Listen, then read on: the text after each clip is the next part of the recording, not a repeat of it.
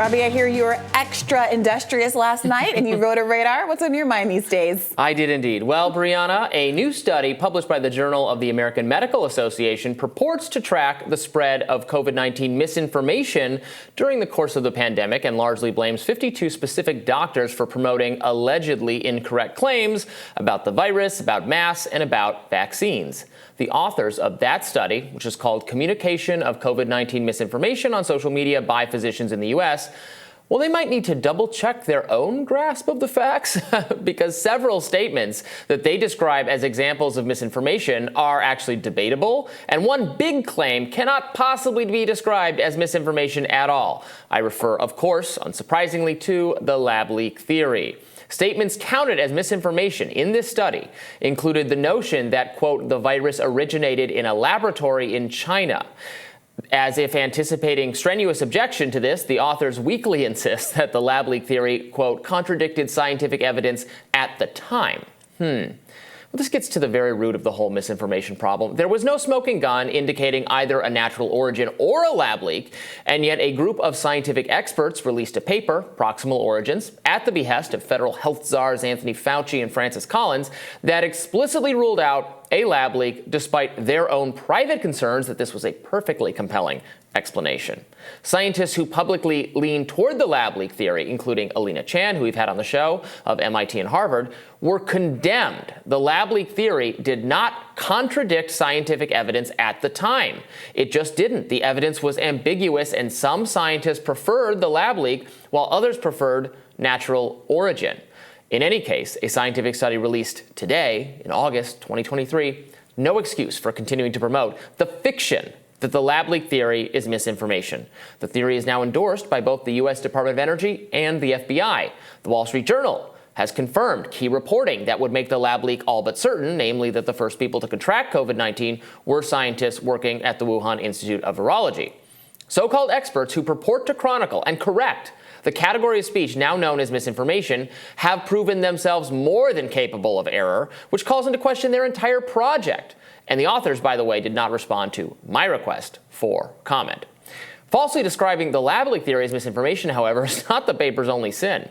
The authors also make dubious claims about masks and mandates. So they cite as misinformation, quote, allegations of consequences of mask wearing, including medical and social or developmental effects, all of which were unfounded. All of which were unfounded. That's what they say. Quote, many physicians focused on negative consequences related to children and mask mandates in schools, claiming that masks interfered with social development despite lack of evidence, wrote the authors. That's just simply untrue, that masking children has no negative consequences whatsoever for their development. Strong claim. As Brown University's Emily Oster noted when she wrote about this, there is direct evidence that masks make it difficult to hear the speaker, and that this may be exacerbated for kids in loud classrooms. It stands to some logic that if you're trying to teach a young child to read or really do anything, it is valuable for them to be able to hear you.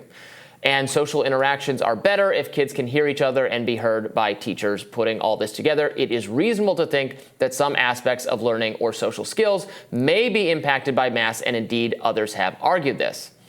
Well, these misinformation cops disagree.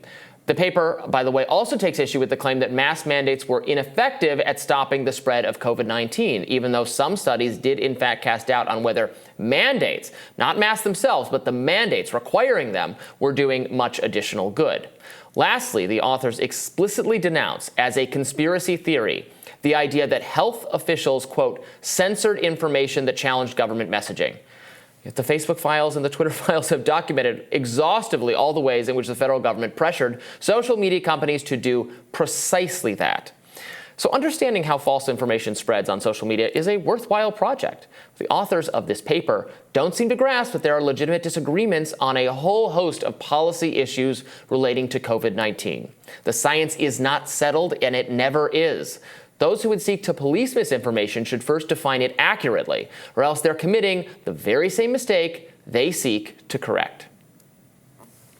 Yeah, I think you're right. And I saw people taking legitimate shots at this particular write-up. I mean, if you're going to go out of your way to do a piece on misinformation and the best evidence you have of it are these really disputed claims that now, with the passage of time especially, seem to militate in favor of those who are considered to be misinformationists of the internet, Right. then you haven't done a very good job. Now, I certainly do think there was a bunch of wrong stuff that was said at the time that has gotten largely memory hold. And if you really wanted to do an article about that, you could. But the problem is that stuff has gone the way of the dinosaur. People aren't still harping on the claims that were found to be unsubstantiated and wrong. They have been focused on those things which ended up being validated by time, history, and science, but which were characterized so uncharitably in the beginning during a time of genuine confusion or trying to get to the bottom of something as the pandemic had first occurred. And why liberals are still caught up in this space, I really don't know, especially because there's still, I think, a lot of legitimate arguments to be had about whether or not, okay, so here are the risks.